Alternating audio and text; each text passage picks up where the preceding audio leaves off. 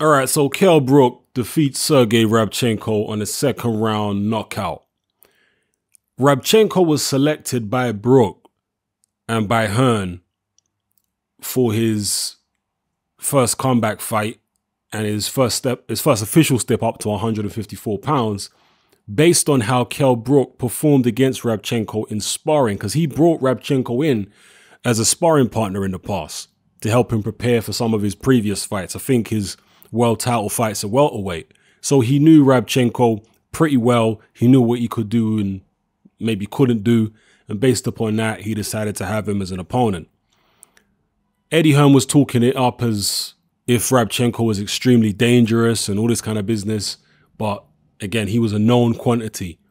Brook picked somebody who he'd been in the ring with and traded blows with before. So he knew what he was facing. So I kind of dismissed a lot of the bluster from Eddie Hearn because he's just doing what promoters do. That's his job. The performance by Brook was decent. He looked his normal self. You see, the thing with Kell Brook is that he has certain flaws, and those flaws have never really been addressed, if they even can be addressed. Because there's certain things that, certain weaknesses fighters have that are always going to be weaknesses. But for example, Kell Brook is somebody who's always been very stiff in the back. He stands very upright. There's not much movement from the waist there from Kell Brook. He's always been like that. He's always just been a stiff back guy. It's like somebody put a rod in his back. And that's never really been addressed. So it was the same stiff back, standing up straight type of posture from Kell Brook. But from an offensive point of view, it's the same thing as well, where he was landing the jab. And Kell Brook is one of those unusual fighters who actually lands the jab as a counter. You'll see him countering with the jab. Somebody will miss a right hand and he'll counter with a solid jab to the face. Because it's almost like a power punch at times, his jab. It is very, very solid. So, yeah, he won the opening round, although it was relatively competitive. Second round, he started landing shots, landed a big right hand on Rabchenko. Down Rabchenko goes, and he didn't really fancy carrying on from what I saw. He was hurt, don't get it twisted. He was legitimately hurt.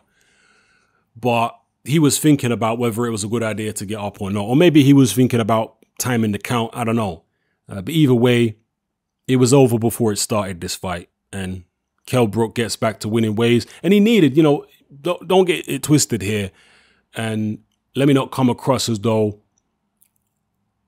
Kell Brook is not allowed an easier fight coming back from defeats to the likes of Golovkin and Errol Spence. He is allowed an easier fight. Definitely. All right. He's been in there with very, very tough competition of late. So this was his easier fight. He's looking to win a world title at 154 pounds. And I'm telling you, that's not going to be easy. In fact, it's going to be very difficult. I suspect it's going to be more difficult, a lot more difficult at 154 pounds for Kell Brook than it was at 147. And yes, Kell Brook is bigger and stronger at the weight, but the competition is also bigger and stronger, so it cancels it out. There is the potential, apparently, for Jermell Charlo to give Kell Brook a crack at his world title. He says he's got a date free in June. So he's called Kell Brook out. Think about that. Jermell Charlo, a champion, calling out somebody like Kell Brook. So nobody at 154 is afraid of Brook. Champions are calling him out, offering him title shots. And I'm telling you right now, Kell Brook and especially Eddie Hearn, they don't want the Charlo fight. And I'm not trying to say that, Charlo's going to beat Brook, although I think Charlo will beat Brook. But that's not what I'm saying when I say they don't want the fight. I mean, legitimately, they don't actually want the fight. Kell Brook does not want to fight Jermell Charlo right now. And Eddie Hearn definitely don't want Kell Brook to fight Jermell Charlo. I think Brook maybe a little bit more because he's got pride and ego as a fighter.